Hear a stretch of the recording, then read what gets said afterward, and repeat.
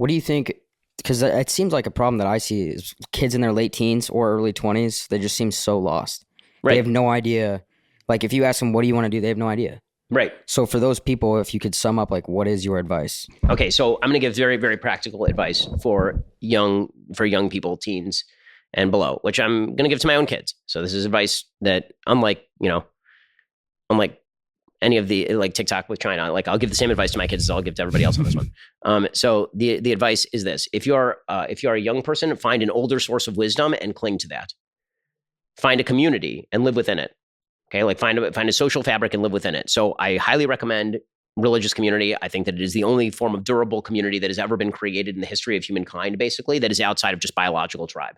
A biological tribe, you can always find a place in. You got family, there's consanguinity, you share blood with them. But religious community has been the only form of community that has lasted the test of time, unless you're talking about like being in the army or something. Right? There are certain countries where that, like in Israel, everybody serves in the army. It creates a certain level of social fabric. You could do that, but we don't have that here in the United States. So find a community, become a part of it. Find a duty to perform and perform it on behalf of somebody else. And recognize that there are roles that you have to prepare yourself for across the course of life. And again, you can actually number them. I think they're very set roles in life. So prepare yourself to be a good wife or a good husband. What kind of qualities do you want in your spouse? Create those own qualities in yourself and then seek a spouse that has those qualities. Right? Do you want to have a generous spouse? Be a generous person. Do you want to be a person who's giving? Be a giving person. Do you want to be a successful person? Then create the preconditions for your own career success and then find a successful person. Like tends to marry like. The great lie of rom-coms is that the homeless person marries the king. That's never how it works. The king marries the queen and the homeless person doesn't get married. Right? That's the reality of life. So you want somebody of your own level? Be the person that my friend Andrew Klavan says this. He's always saying, women are asking, where's Mr. Right? And he says, well, how do you know you're Miss Right? Right? So make yourself Mr. or Miss Right, and then you can find your partner. When it comes to other roles, you prepare for being a parent by actually learning about your values and what values you wish to pass on to the next generation. When it comes to the human desire to seek something higher, don't shut that out.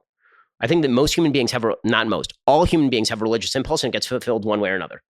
Either people find it in church and they find it in God, or they tend to find it in political movements, which is very dangerous, or can be very dangerous, or they tend to shut it out completely and then they feel the hole in their heart that they have to find something to fill that hole with.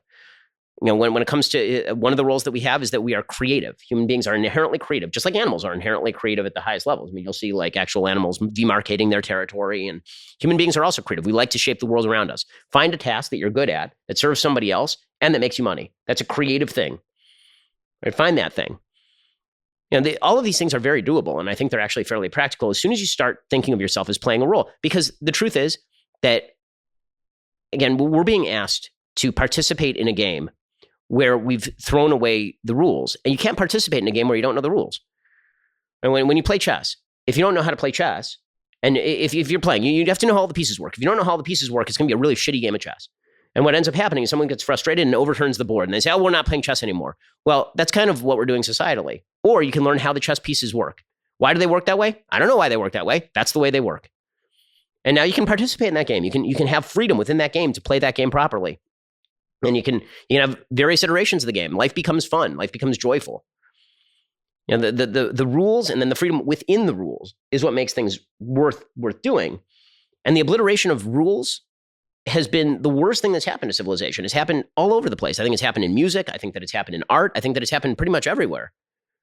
Right? There's a difference between, to take a musical example, because I used to be a musician, there's a difference between the jazz of Oscar Peterson, where he's violating certain rules because he knows what the rules are. So he's playing with the rules and he's playing around the boundaries of the rules, right? There's a difference between that jazz and a kid who's just tooting on a horn, not knowing what he's doing. That's not jazz. You don't know the rules.